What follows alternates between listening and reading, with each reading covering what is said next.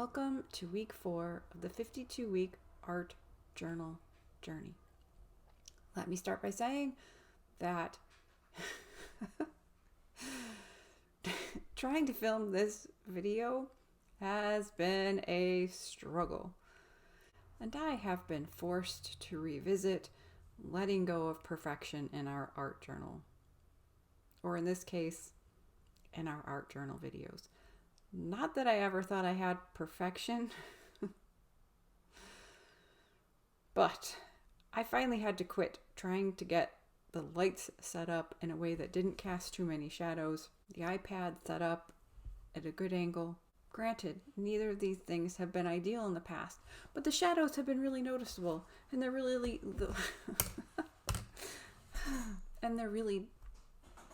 my creaky chair. And they're really noticeable now. But it's time to do this. So I know, as well as preparing your space, I have encouraged you to breathe to help calm yourself and get focused in on this moment. I need to walk away from the chaos of trying to get to this moment without things tipping over and wires going crazy and cats going nuts. And I find it interesting that starting this video has been so much harder than any of the others, because this week we're doing one of my favorite emotions / thought processing, making art out of something processes. I started calling it Words Upon Words during the 100-day project when I took it to a new level in my 100-day art journal. For me, it's the perfect blend of emotionally charged or upset or angsty or confused, mind dump journaling and art as anything else I have ever come up with. As I encourage you to take deep breaths to get started today, I was also going to say, wait, if there's something that's on your mind right now, if there's something you're stressing about, we're going to use that. And we are. I just had no idea I'd be so keyed up myself. This week, our small art project is also our grounding technique and journaling. So if you don't have something that's right there pressuring you right now, that's great. But I bet if you take a moment, you could find something that could use some processing. The other thing I forgot to mention, it's ideal for that type of journaling that can be cathartic and cleansing, but you're really not sure you'd want someone else to read, ever. You may not even want to be reminded of it yourself. If you'd like a way to process things like that, I have got you covered. The first thing we're going to do is just start writing about that thing that is bugging us.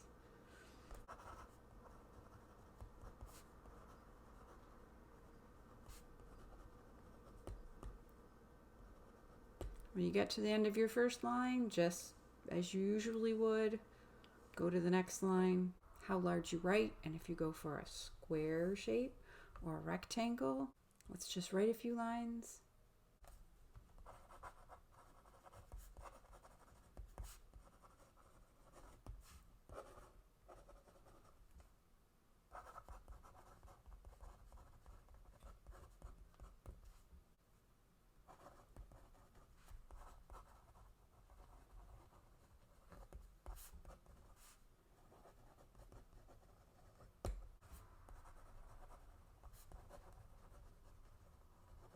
Just let yourself vent.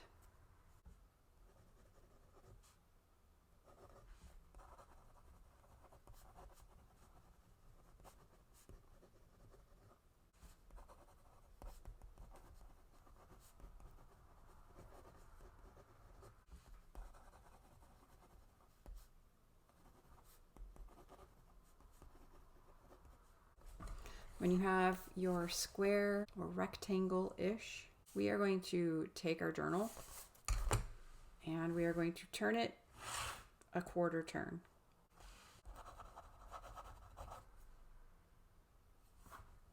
So you'll have several lines going across your page in the typical way, and then you'll turn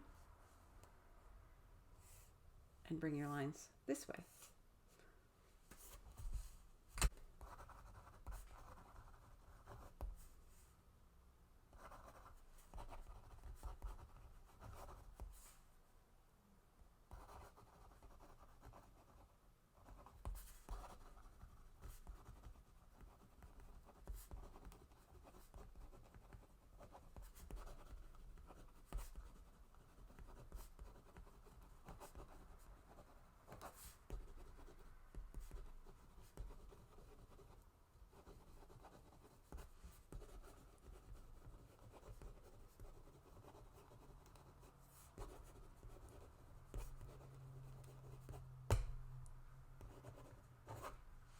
When you come to the edge of your words going this way, we're going to turn our page a quarter turn again, so it's upside down.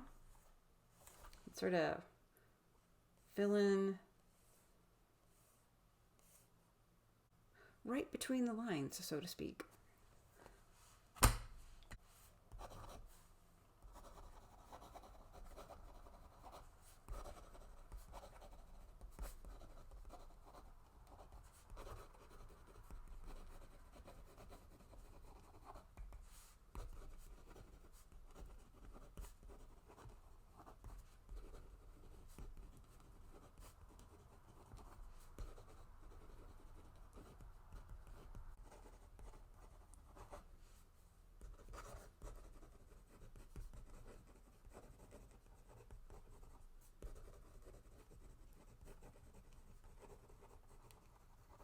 So when you get to the bottom of those lines, which is the top of your original writing, turn a quarter turn again.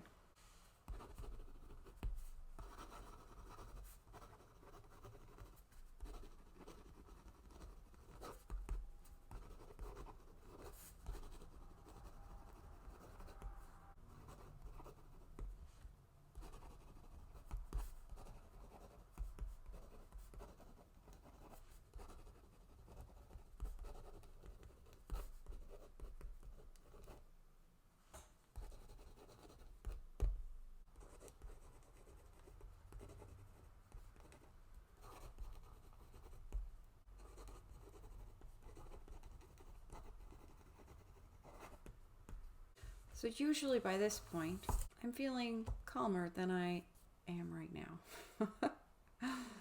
But there are other times where I keep going through and I keep writing and each word goes in a spot that seems to be emptier than the others.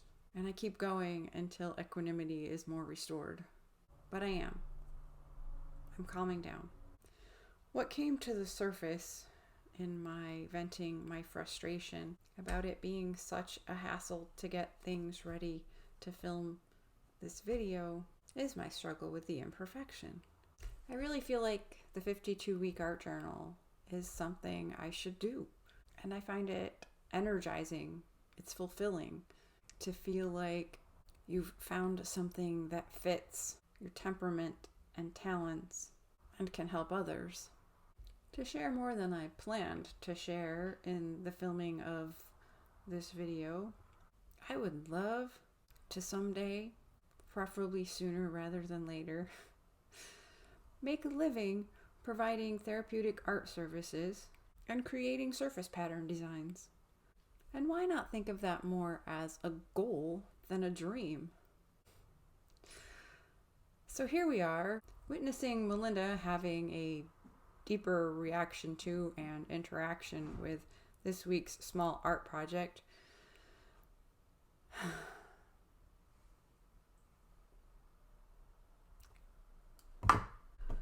Than I expected to.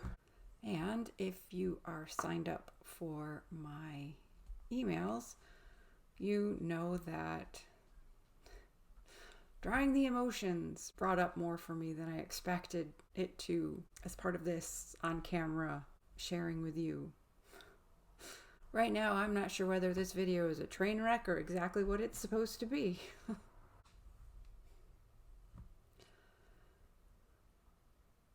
Either way, I hope I have been able to well enough introduce you to a process that works so well for me. I hope you have your own little patch of words upon words. And now I invite you to journal about how it felt to be able to just write some stuff, to be able to just write about something in a journal that you plan to keep, but knowing that it will never be read again.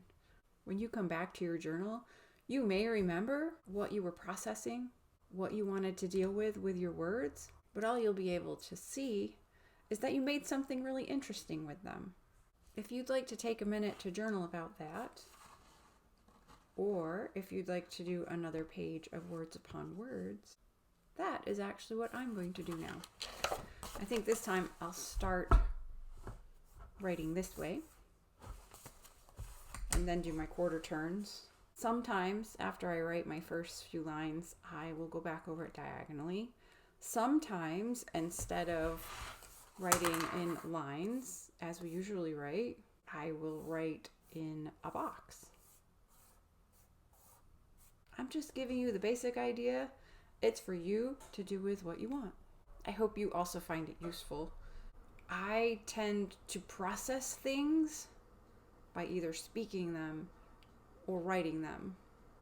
Words upon words is an opportunity for me to just brain dump, if you will. Not worry about anything but just writing the words and letting the unpleasant feelings that go along with the thoughts out with the words. Let's write.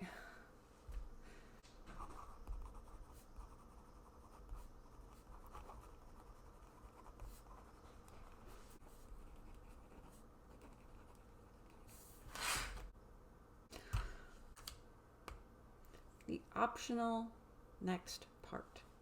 I hope you're feeling some release from whatever was picking at you.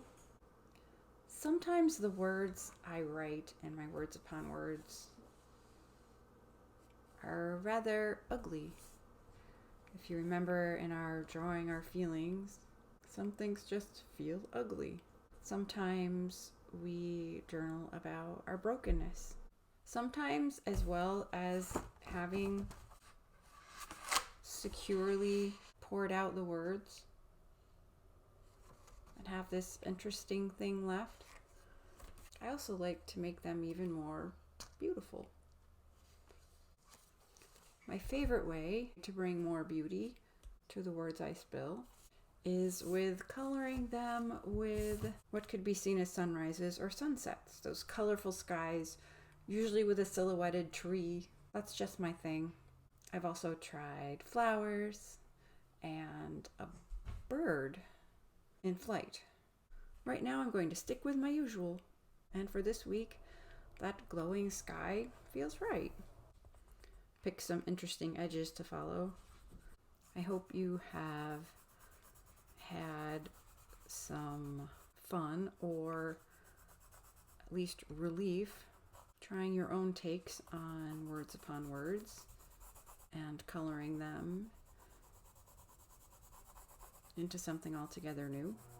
I am going to continue with the silhouette of an evergreen tree that has clearly weathered some seasons. Thank you for joining me. If you are new here and wonder what the 52-week art journal journey is, there will be a link in the description. There will also be a link to sign up for the extra bit of encouragement I send out each week in an email. If you found value in this video, please like and subscribe to be kept up to date with weekly prompt videos as well as other content about creativity and mental health, as well as grounding techniques as we go through our year. Reclaiming my creativity and my identity as someone who makes art and stumbling across the 100-day project, becoming an opportunity to develop my own style of art journaling, have had a huge impact on my life. And I'd like to encourage others to reclaim their creativity and experience the benefits of establishing their own habits of creative self-care. I want to encourage you to reclaim your creativity. to establish your own creative self-care routine. Thank you for watching and for the opportunity to encourage you to be creative. Taking time for art is not a waste of time.